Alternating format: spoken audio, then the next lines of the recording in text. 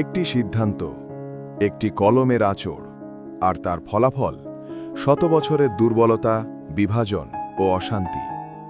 ১৯২৪ সালে নেওয়া একটি সিদ্ধান্ত ঠিক তেমনই ছিল। একটি কলমের আঁচড়ে শেষ করে দেওয়া হয়েছিল প্রায় ৬০০ বছরের একটি শাসন ব্যবস্থা, উসমানী খিলাফত।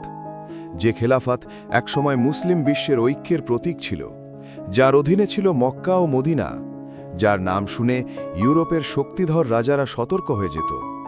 আজকের এই ভিডিওতে আমরা জানব কেন উসমানী খিলাফত বিলুপ্ত করা হয়েছিল, এই সিদ্ধান্তের পেছনে কারা ছিল, এবং কেন ইতিহাসবিদেরা এটিকে ইতিহাসের সবচেয়ে বড় ভুলগুলোর একটি বলে মনে করেন। উসমানী সাম্রাজ্যের সূচনা হয় ১২৯৯ সালে।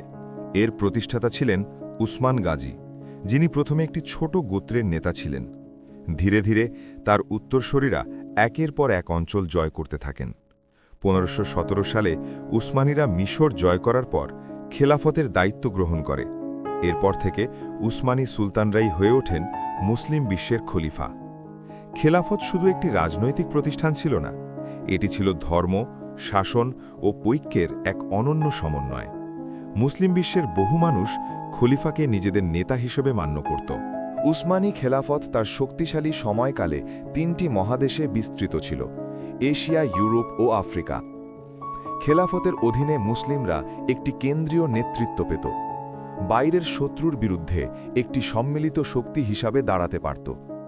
মক্কা ও মদিনার নিরাপত্তা নিশ্চিত করা ছিল খলিফার অন্যতম দায়িত্ব। এছাড়া শরিয়া আইন, শিক্ষা ব্যবস্থা এবং বিচার ব্যবস্থাও খেলাফতের অধীনে পরিচালিত হতো। এই কারণেই খেলাফত মুসলিম উম্মার জন্য শুধু একটি সরকার নয়, বরং একটি নিরাপত্তা ও পরিচয়ের প্রতীক ছিল। ২০ শতকের শুরুতে পরিস্থিতি বদলাতে থাকে। ইউরোপ শিল্প ও প্রযুক্তিতে অনেক এগিয়ে যায়। অন্যদিকে উসমানী সাম্রাজ্যে দেখা দেয় দুর্নীতি, প্রশাসনিক দুর্বলতা এবং অর্থনৈতিক সংকট। ১৯১৪ সালে শুরু হয় প্রথম বিশ্বযুদ্ধ। উসমানী সাম্রাজ্য জার্মানির পক্ষে যুদ্ধে অংশ নেয়। এই সিদ্ধান্ত ছিল অত্যন্ত ঝুঁকিপূর্ণ। যুদ্ধের শেষে উসমানীরা পরাজিত হয়। পরাজয়ের ফলে সাম্রাজ্যের অর্থনীতি ভেঙে পড়ে, সেনাবাহিনী দুর্বল হয়ে যায় এবং ইউরোপীয় শক্তিগুলো উসমানী ভূখণ্ডে হস্তক্ষেপ শুরু করে। উসমানী সাম্রাজ্য দুর্বল হওয়ার সুযোগে ব্রিটেন ও ফ্রান্স নিজেদের স্বার্থে পরিকল্পনা শুরু করে। সাইক্স-পিকো অ্যাগ্রিমেন্ট অনুযায়ী মধ্যপ্রাচ্যকে কৃত্রিম সীমারেখায় ভাগ করা হয়। এই সীমারেখা আঁকার সময় সেখানকার মানুষের ভাষা, সংস্কৃতি বা ইতিহাস বিবেচনা করা হয়নি। ফলে একই জাতিকে আলাদা দেশে ভাগ করা হয়, আর ভিন্ন জাতিকে এক রাষ্ট্রে জোর করে রাখা হয়। এই ষড়যন্ত্রের ফলে মুসলিম বিশ্ব ধীরে ধীরে বিভক্ত হয়ে পড়ে, যার প্রভাব আজও দেখা যায়। এই অস্থির সময়েই তুরস্কে আবির্ভাব ঘটে মুস্তাফা কামাল আতাতুর্কের। তিনি ছিলেন একজন সামরিক নেতা এবং আধুনিক রাষ্ট্রব্যবস্থার প্রবল সমর্থক। তার বিশ্বাস ছিল, ধর্ম ও রাজনীতি আলাদা না করলে তুরস্ক কখনো ইউরোপের মতো আধুনিক হতে পারবে না। এই চিন্তাধারা থেকেই তিনি খিলাফত ব্যবস্থাকে একটি বাধা হিসেবে দেখতে শুরু করেন। ধীরে ধীরে তিনি ক্ষমতা দীর্ঘ করেন এবং খিলাফত বিলুপ্ত করার পথে এগিয়ে যান। ১৯২৪ সালে এক ঐতিহাসিক ঘোষণা আসে।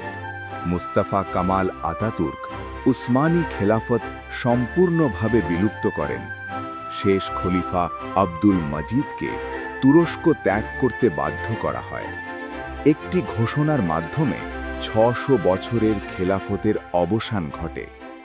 এই সিদ্ধান্তের সময় মুসলিম বিশ্বের মতামত নেওয়া হয়নি। হঠাৎ করেই মুসলিম উম্মা তাদের কেন্দ্রীয় নেতৃত্ব হারিয়ে ফেলে। এই ঘটনাটি ছিল ইতিহাসের একটি বড় মোড়। খেলাফত বিলুপ্ত হবার সঙ্গে সঙ্গে মুসলিম বিশ্ব নেতৃত্বহীন হয়ে পড়ে। একটি কেন্দ্রীয় শক্তি না থাকায় বিভিন্ন মুসলিম দেশ নিজেদের মতো পথ বেছে নেয়। এই বিভাজনের সুযোগ নেয় পশ্চিমা শক্তিগুলো। তারা একের পর এক অঞ্চলে প্রভাব বিস্তার করে। মুসলিম দেশগুলো আর এক কণ্ঠে কথা বলতে পারেনি। রাজনৈতিক দুর্বলতা, সামরিক অক্ষমতা এবং অভ্যন্তরীণ দ্বন্দ্ব মুসলিম বিশ্বকে আরও পিছিয়ে দেয়। আজ আমরা যখন মধ্যপ্রাচ্যের দিকে তাকাই, আমরা যুদ্ধ, অস্থিরতা এবং শরণার্থী সংকট দেখতে পায়। ফিলিস্তিন সমস্যা, সিরিয়া যুদ্ধ, ইয়েমেন সংকট, এই সব কিছুর পেছনে রয়েছে খেলাফত বিলুপ্তির দীর্ঘমেয়াদী প্রভাব। এই সমস্যাগুলো একদিনে সৃষ্টি হয়নি। 1924 সালের সেই সিদ্ধান্ত ধীরে ধীরে এই পরিস্থিতির ভিত্তি তৈরি করেছে। ইতিহাস আমাদের শেখায়, একটি বড় ভুল সিদ্ধান্তের ফল প্রজন্মের পর প্রজন্ম বহন করতে হয়। উসমানী খেলাফত নিখুঁত ছিল না, তাদেরও ভুল ছিল, দুর্বলতা ছিল। কিন্তু খেলাফত বিলুপ্ত করা সেই সমস্যার সমাধান ছিল না, বরং এটি মুসলিম বিশ্বকে আরও দুর্বল ও বিভক্ত করে তোলে। একটি সিদ্ধান্ত শত বছরের ইতিহাসের গতিপথ বদলে দেয়। এই কারণেই ইতিহাসবিদদের অনেকেই বলেন, উসমানী খেলাফত বিলুপ্ত করা শুধু একটি রাজনৈতিক পরিবর্তন নয়, বরং এটি ছিল ইতিহাসের সবচেয়ে বড় ভুলগুলোর একটি।